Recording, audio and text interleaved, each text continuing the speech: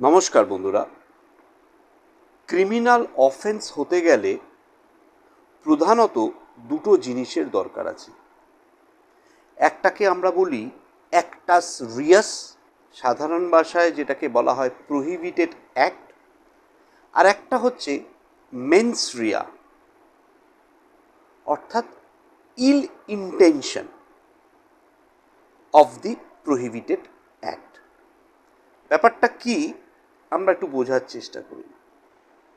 ধরুন কোনো একজন লোক কোনো এক ভদ্রলোককে খুন করে তার কাছে যা টাকা পয়সা আছে সেই টাকা পয়সা ছিনিয়ে নিচ্ছে। বন্ধুরা, এখানে কিন্তু দুটো জিনিস বিদ্যমান। একটা হচ্ছে অ্যাক্টাস রিয়াস, অর্থাৎ যিনি টাকা পয়সা ছিনিয়ে নিচ্ছেন তিনি একটা কিছু দিয়ে সেই ব্যক্তিটিকে, যার বাড়িতে উনি চুরি করতে এসছেন, তাকে মারছেন। আরেকটা হচ্ছে মেন্স রিয়া, অর্থাৎ যিনি মারছেন তার মনে একটা ইন্টেনশন আছে যে আমি একে মেরে এর কাছে যা টাকা পয়সা আছে সব ছিনিয়ে নিয়ে চলে যাব। অর্থাৎ কোনো অপরাধ সংঘটিত হতে গেলে সেখানে অবশ্যই অ্যাক্টাস রিয়াস অর্থাৎ প্রহিবিটেড অ্যাক্ট এবং মেন্স রিয়া অর্থাৎ intention of the prohibited act, এই দুটোর কিন্তু সম্মিলিত প্রয়াস দরকার আছে। আশা করছি আপনারা ব্যাপারটা বুঝতে পেরেছেন। বন্ধুরা, এবার আসা যাক আইনি পরিভাষায় কতগুলো লায়াবিলিটি আছে। আইনি পরিভাষায় বন্ধুরা তিন ধরনের লায়াবিলিটির কথা বলা হয়েছে। একটাকে বলা হয় স্ট্রিক্ট লায়াবিলিটি, আরেকটাকে বলা হয় অ্যাবসোলিউট লায়াবিলিটি, আরেকটাকে বলা হয় ভাইকারিয়াস লায়াবিলিটি। আসুন আমরা এক এক করে জেনে নিই এই লায়াবিলিটিগুলো কি। বন্ধুরা, আগেই আপনাদের একটি উদাহরণ আমি দিয়েছি যে কোনো এক ব্যক্তি অন্য কোনো ব্যক্তিকে খুন করে তার যা টাকা পয়সাগুলো ছিল সেই টাকা পয়সাগুলো ছিনিয়ে নিয়ে এসেছে।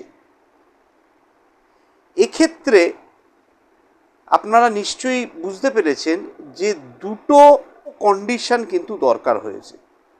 একটা হচ্ছে মেন্স রিয়া এবং আরেকটি হচ্ছে অ্যাক্টাস রিয়াস। সুতরাং এই ধরনের ঘটনাগুলোকে আমরা স্ট্রিক্ট লায়াবিলিটির পর্যায়ে ফেলতে পারি। ধরুন কোনো ব্যক্তি মদ বিক্রি করছে, কোনো ব্যক্তি পাচারকারীর সাথে যুক্ত আছে, এই ধরনের ক্ষেত্রে আমরা মেন্স রিয়া এবং অ্যাক্টাস রিয়ার এই দুটোরই সহাবস্থান দেখতে পাই। এই ধরনের ঘটনাগুলো কিন্তু স্ট্রিক্ট লায়াবিলিটির আন্ডারে আসবে। এবার আসুন জেনে নিই অ্যাবসোলিউট লায়াবিলিটিটা কি। বন্ধুরা, অনেক সময় আমরা দেখি যে বর্ষার সময় কলকাতা শহরে প্রচুর জল জমে এবং জল জমার ফলে অনেক ক্ষেত্রে ইলেকট্রিফাইড হয়ে মানুষ মারা যায় এবং ইনভেস্টিগেশন করার সময় দেখা যায় যে ইলেকট্রিফিকেশন যে জায়গাটায় হয়েছে সেই জায়গাটায় কোনো কাভার দেওয়া ছিল না, ফলে যে তারগুলো আছে সেই তারগুলো জলের সংস্পর্শে এসে ইলেকট্রিফাই হয়ে রয়েছে এবং তার ফলেই বহু মানুষ কিন্তু ইলেকট্রিফাইড হয়ে মারা যায়।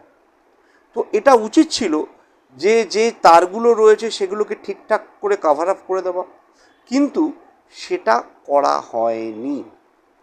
এখানে যিনি এই কাজটি করেছেন তিনি কিন্তু অ্যাক্টাস রিয়াস করেছেন, অর্থাৎ প্রহিবিটেড অ্যাক্ট করেছেন, যেটা করা উচিত হয়নি।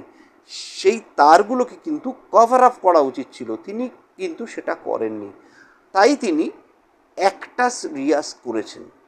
কিন্তু বন্ধুরা,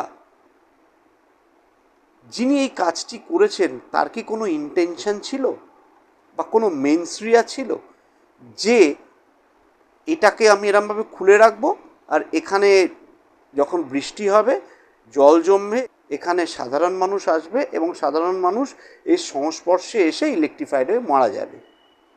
দেখুন, এখানে কিন্তু মেনসরিয়ার কোনো ব্যাপার নেই।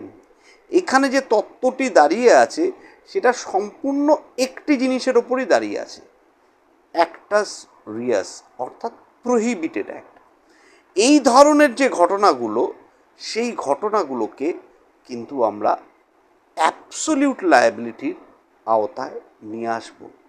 যেমন অনেক সময় দেখবেন যে মিউনিসিপ্যালিটি বা কর্পোরেশন সকালবেলা খোঁড়াখুড়ি করে সেই জায়গাটাকে, যে জায়গাটায় খোঁড়াখুড়ি করলো সেই ঠিকঠাক মতো লেভেল না করে তারা চলে গেল। পরবর্তীকালে দেখা গেল রাত্রিবেলা কেউ মোটরসাইকেল নিয়ে যাচ্ছে, হঠাৎ সেই জায়গার মধ্যে সে পড়লো, তার গাড়ি উল্টে গেল এবং ব্যক্তি চোট লেগে গেল, ভয়ঙ্কর চোট লেগে গেল। এক্ষেত্রে কিন্তু একটা রিয়াসটা হয়েছে, কিন্তু যে লোকগুলো এই কাজগুলো করে গেল তাদের কিন্তু কখনোই ইন্টেনশন ছিল না যে কোনো সাধারণ মানুষকে ক্ষতিগ্রস্ত করা। এবার বন্ধুরা আমরা আসব ভাইক্যারিয়াস লায়াবিলিটি সম্বন্ধে। বন্ধুরা, এই ভাইক্যারিয়াস লায়াবিলিটিটা কোনো ক্রিমিনাল অ্যাক্টের সাথে অ্যাসোসিয়েটেড নয়। এই ভাইক্যারিয়াস লায়াবিলিটিটা প্রধানত দেখা যায় সিভিল কেসের ক্ষেত্রে। ব্যাপারটা উদাহরণ দিয়ে বোঝালে আপনারা বুঝতে পারবেন। ধরুন, আপনি একজন অফিসের বস, আপনার আন্ডারে অনেক এমপ্লয়ি আছে। সেই এমপ্লয়ি যদি কোনো ভুল কাজ করে অবশ্যই কার্যক্ষেত্রে, তাহলে কিন্তু অবশ্যই আপনাকে ধরা হবে। অর্থাৎ যে কাজটা আপনি করলেন না সেই কাজের দায় কিন্তু আপনাকে নিতে হবে। এই ধরনের ঘটনা ঘটলে আমরা বলবো এটা ভাইক্যারিয়াস লায়াবিলিটির অন্তর্গত। প্রধানত দুটো ক্ষেত্রে এই জিনিসটা দেখা যায়। একটা হচ্ছে মাস্টার অ্যান্ড সার্ভেন্ট রিলেশনে এবং আরেকটি হচ্ছে representative of a dead man. কোনো ব্যক্তি অন্য কোনো ব্যক্তির কাছ থেকে 5 লাখ টাকা ধার নিয়েছিল। যার কাছ থেকে টাকা ধার নিয়েছিল তিনি সিভিল কোর্টে মামলা ফাইল করে এবং মামলা চলাকালীন অবস্থাতেই যিনি ধার নিয়েছিলেন তিনি মারা যান। সুতরাং পরবর্তীকালে তার ছেলেই মামলায় আসবে। এক্ষেত্রে ছেলে কিন্তু রিপ্রেজেন্টেটিভ অফ দি ফাদার হয়ে দেখা দিল। অর্থাৎ এই ব্যাপারটিও কিন্তু ভাইক্যারিয়াস লায়াবিলিটির আন্ডারে আসবে। আশা করছি এই তত্ত্বগুলো একজন আইনের ছাত্র হিসেবে আপনাদের বোঝাতে পেরেছি। আজ এই পর্যন্তই। নমস্কার, ধন্যবাদ।